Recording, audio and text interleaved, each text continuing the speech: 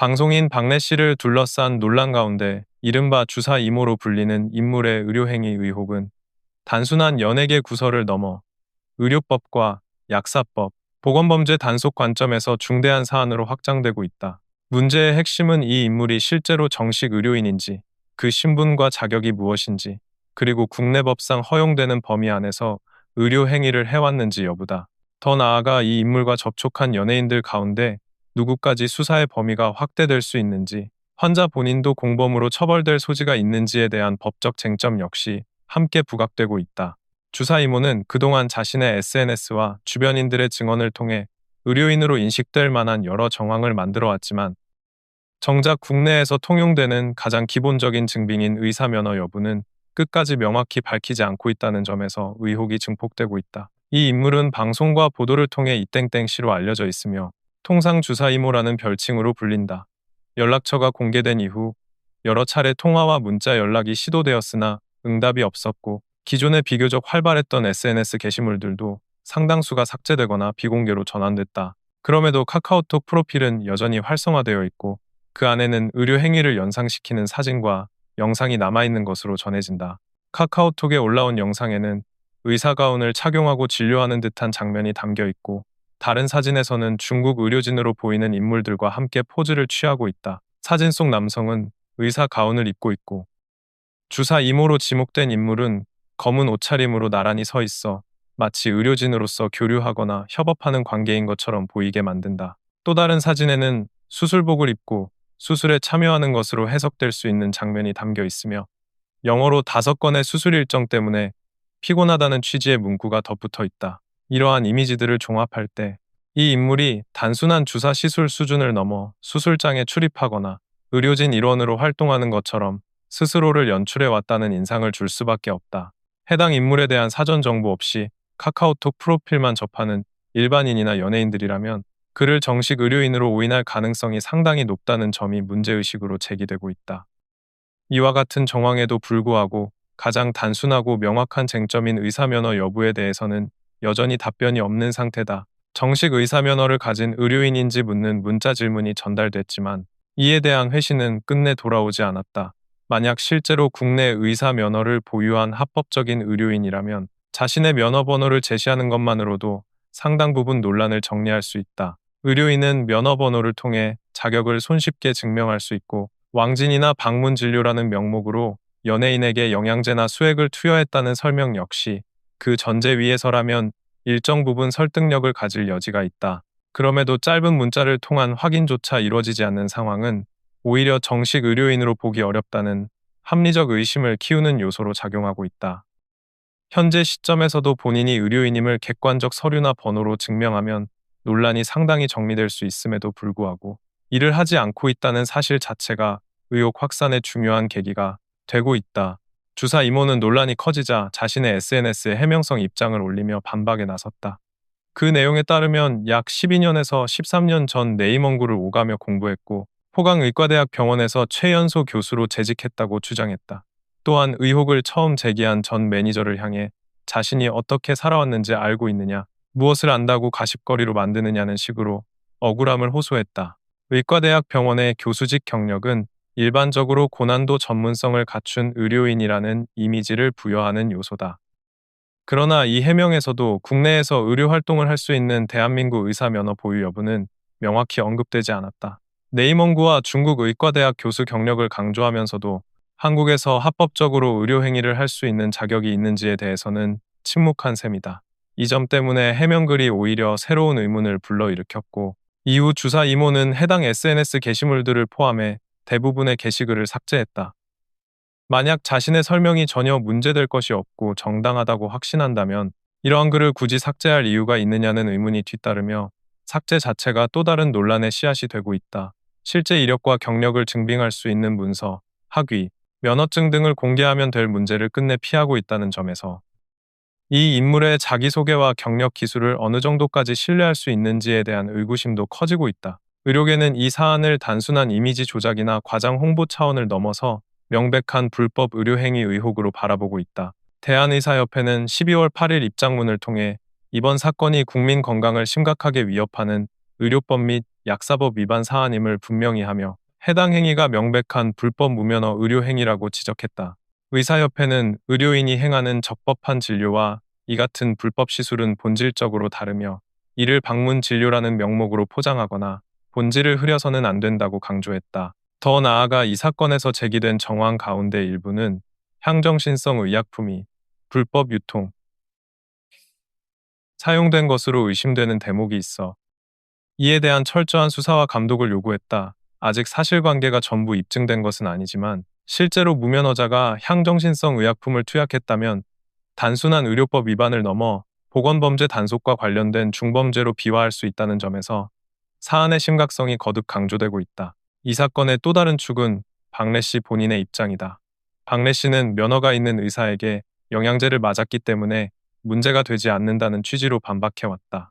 즉, 자신은 정식 의사에게서 적법한 의료 서비스를 제공받았다고 인식하고 있었기 때문에 불법성에 대한 인지가 없었다는 주장이다. 그러나 전 매니저 측 진술, 카카오톡 프로필 사진과 영상, SNS상의 발언, 그리고 의료계와 관련 기관의 반응을 종합하면 이러한 해명이 사실과 다를 가능성이 크다는 의심이 제기되고 있다.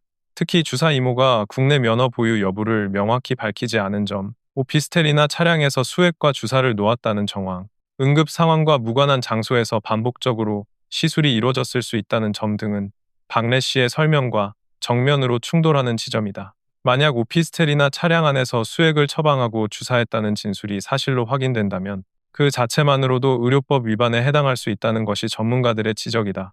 현행 의료법은 의료인이 원칙적으로 의료기관 안에서만 의료행위를 할 수 있도록 규정하고 있고 예외적으로 응급 환자 진료, 가정간호, 부득이한 사정이 있는 경우에만 의료기관 밖에서의 의료행위를 허용한다. 응급 현장에서 의사가 환자를 진료하는 상황은 대표적인 예외에 해당하지만 유명 연예인의 자택이나 차량, 호텔 등에서 이루어지는 수액 영양제 투여가 과연 이러한 예외 사유에 해당하는지는 별도의 법적 검토가 필요한 지점이다.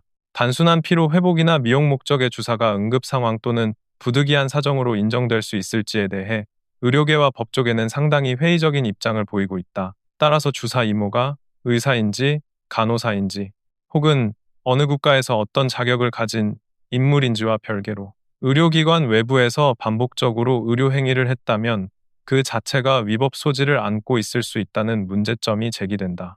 주사 이모 본인이 주장하는 것처럼 외국에서 정식 의사 면허를 취득했을 가능성도 논의되고 있다. 그러나 설령 해외에서 합법적인 절차를 거쳐 의료인이 됐다고 해도 국내에서 의료행위를 하려면 별도로 한국 의사 면허를 취득해야 한다는 점은 분명하다. 간호사인 경우에도 마찬가지로 의사의 지시와 처방에 따라 적법하게 의료기관 내외에서 행위를 해야 하며 그 과정에서 의무 기록 작성 등 여러 법적 요건을 충족해야 한다. 만약 무자격자가 의료 시술을 했다면 의료법상 무면허 의료행위로 5년 이하의 징역 또는 5천만 원 이하의 벌금에 처해질 수 있다. 응급 상황이나 가정간호 명목으로 진행된 왕진이라 하더라도 의무 기록을 남기지 않았다면 500만 원 이하의 벌금 대상이 될 수 있다. 결국 외국 면허 여부, 간호사 여부와 관계없이 국내법이 요구하는 절차와 자격을 충족하지 않은 채 의료행위를 반복했다면 그 자체로 중대한 범법행위로 평가될 수 있는 구조다. 이 사건에서 또 하나 주목해야 할 점은 의료행위를 한 사람뿐만 아니라 이를 의뢰하거나 반복적으로 요청한 환자 본인의 법적 책임 여부다. 보건복지부는 이미 이 사건이 의료단체의 고발로 수사에 넘겨진 만큼 수사 경과를 지켜보면서 필요할 경우 행정조사 등을 검토하겠다는 입장을 밝혔다.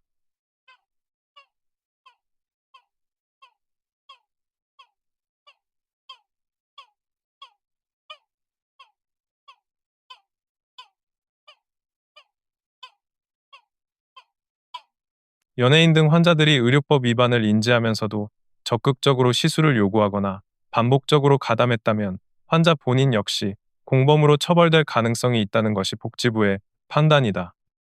박래 씨는 의사인 줄 알고 시술을 받았다고 주장하고 있지만 의사라고 믿게 된 경위, 그 과정에서 어떤 설명을 들었는지, 면허 여부를 확인할 기회가 있었는지 등이 향후 수사에서 중요한 판단 요소가 될 것으로 보인다. 특히 의사가 아님을 알게 된 이후에도 주기적으로 시술을 요구했다거나 무면허 가능성을 인지한 상태에서 다른 지인에게 이 인물을 소개했다면 공범 또는 방조 혐의가 적용될 여지도 배제할 수 없다. 주사 이모의 신뢰성과 경제적 상황을 둘러싼 별도의 의혹도 제기됐다. TV조선 보도에 따르면 서울 강남에 위치한 이 인물의 사무실은 5년째 임대료를 내지 않은 장기 미납 상태인 것으로 전해졌다. 또 다른 스킨케어 업체의 이사로 등재되어 있음에도 불구하고 왜 오랜 기간 임대료를 내지 못했는지에 대한 의문이 뒤따른다.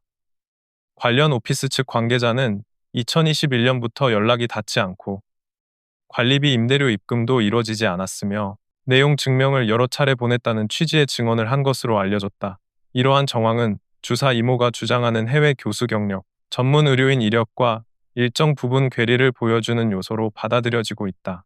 탄탄한 의료 커리어와 안정적 수입을 가진 전문 인력이 왜 국내에서 기본적인 임대료조차 장기간 납부하지 못했는지, 그 과정에서 사업자 등록과 납세, 의료기관 신고 등은 제대로 이뤄졌는지 역시 향후 조사 대상이 될 수 있다는 지적이 나온다.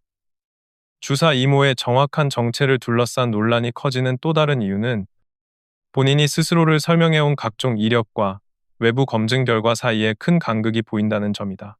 그는 SNS를 통해 여러 화려한 경력과 직함을 나열해왔지만 실제로 그가 언급한 중국 대학이나 병원 명단에서 이름이 확인되지 않는다는 의료계의 지적이 이어지고 있다.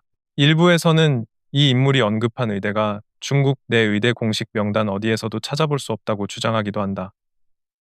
이와 같은 지적이 사실이라면 주사 이모는 한국뿐 아니라 해외에서도 정식 의료인이 아닐 가능성이 제기될 수밖에 없다. 이처럼 경력의 실체와 자격의 근거가 불투명한 상황에서 전화나 문자 요청에도 응하지 않고 SNS 게시물까지 일괄 삭제한 행태는 본인에 대한 의구심을 더욱 증폭시키고 있다. 의료법과 약사법이 강하게 규율하는 영역에서 자격과 경력, 면허 여부가 모호한 인물이 수년간 활동해왔다는 사실 자체가 제도적 사각지대를 보여주는 사례로도 해석된다. 이번 사안이 박래 씨 개인의 논란에만 그치지 않을 가능성이 크다는 점도 중요한 포인트다. 주사 이모의 SNS를 분석해보면 팔로잉 숫자는 91명 수준으로 많지 않지만 그중 상당수가 대중에게 널리 알려진 유명 연예인들인 것으로 전해진다. 물론 SNS 팔로우 관계만으로 실제 의료 시술이 이뤄졌다고 단정할 수는 없다. 개인적 친분 때문에 팔로우하거나 단순 팬심으로 일방적으로 팔로우했을 수도 있다. 그러나 일부 연예인의 경우에는 주사 이모와의 구체적인 교류 정황이 드러나고 있다는 보도도 이어지고 있다. 예를 들어 같은 장소에서 촬영된 듯한 사진이나 반려견 지인 모임 등을 통해 자주 만난 흔적이 포착되는 경우도 있어 주변에서 이 인물을 일종의 비공식 주치의 또는 출장 주사 시술자처럼 인식해왔을 가능성이 거론된다. 현재까지 관련 소속사들은 구체적인 입장을 내놓지 않고 있지만 향후 수사가 확대되어 실제 의료 시술 여부가 확인될 경우 추가로 이름이 거론되는 연예인들의 이미지와 활동 역시 적지 않은 타격을 받을 수 있다. 복지부의 입장을 고려할 때 의료법 위반을 인지하면서도 주사를 적극적으로 요청했다면 환자 역시 공범이 될 수 있다는 점은 연예인들뿐 아니라 일반인까지 포함한 중요한 시사점이다. 연예인들은 대중에게 미치는 영향력이 큰 만큼 법과 제도에 대한 인식 부족이 단순한 개인 선택을 넘어 잘못된 의료 소비 문화를 확산시킬 수 있다는 우려도 나온다. 특히 피로회복, 체형관리, 빠른 체중 감소 등을 약속하는 비공식 주사와 수액이 일부 계층에서 필수 관리처럼 소비되는 현실을 감안하면 이번 사건은 무면허 의료 행위를 어느 정도까지 용인해 왔는지, 방송과 SNS가 이를 어떻게 미화하거나 정상화했는지에 대한 구조적 성찰을 요구하고 있다. 만약 몇몇 유명 연예인이 이러한 환경 속에서 반복적으로 불법 시술을 받아왔다는 사실이 확인된다면 단순 사생활 논란을 넘어 공적 책임과 모범성 문제로 번질 가능성이 크다.